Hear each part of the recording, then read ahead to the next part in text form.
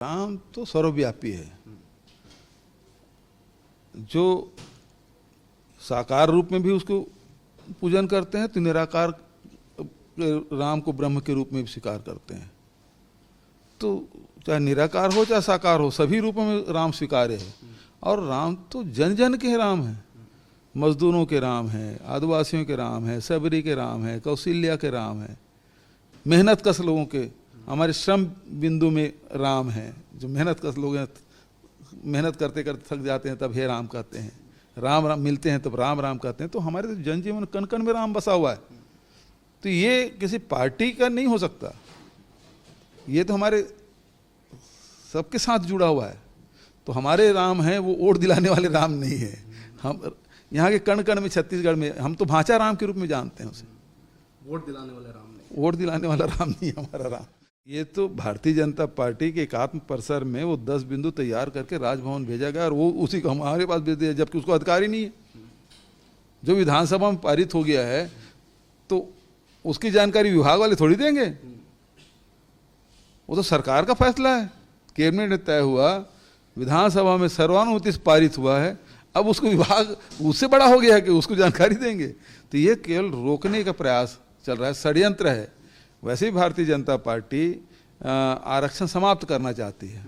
Backdoor से आप देखें, जितने भी सार्वजनिक उपक्रम जो नेहरू जी से के समय से जो शुरुआत हुई और लगातार सारे प्रधानमंत्रियों ने बनाए, उसको एक एक करके बेच रहे हैं। सब जितने सार्वजनिक उपक्रम सबको बेच रहे हैं, रेल बेच रहे हैं, प्लेन बेच रहे हैं, जितने भी कंपनियां उसको बेच रहे हैं। तो जब वो कंपनियां बिक जाएगी तो पद ही समाप्त हो जाएगा, तो आरक्षण का लाभ कैसे मिलेगा? चाहे अनुसूचित जाति हो, जनजाति हो, पिछड़े वर्ग हो, चाहे ईडब्ल्यूएस हो, किसको कैसे आरक्षण का लाभ मिलेगा? तकलीफ तो इनको ये बात है ना कि छत्तीसगढ़ सरकार किसानों के हित में फैसला कर रही, छत्तीसगढ़ सरकार मजदूरों के, आदिवासियों के, अनुसूचित जाति के, छात्रों के, नौजवानों के, महिला के, छत्तीसगढ़िया ओलंपिक हम लोग सबको जोड़ रहे हैं। तो इनको तकलीफ हो रही है।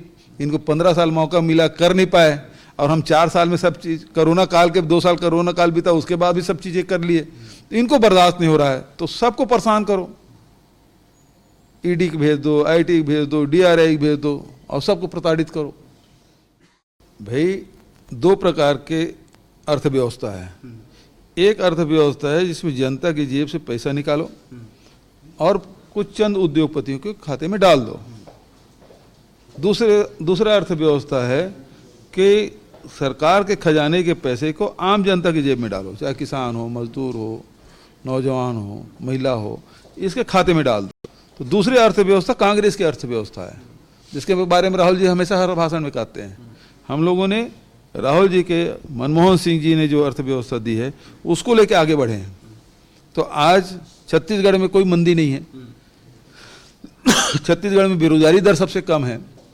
छत्तीसगढ़ में आर्थिक रूप से लोग अब संपन्न होते जा रहे हैं। तो सारी गतिविधियां संचालित हो रही है। तो ये अर्थव्यवस्था हमारा अर्थव्यवस्था है। वो अर्थव्यवस्था गुजरात मॉडल का है, भारतीय जनता पार्टी का है कि जनता से पैसा निकालो और उद्योगपति खाते में डाल दो।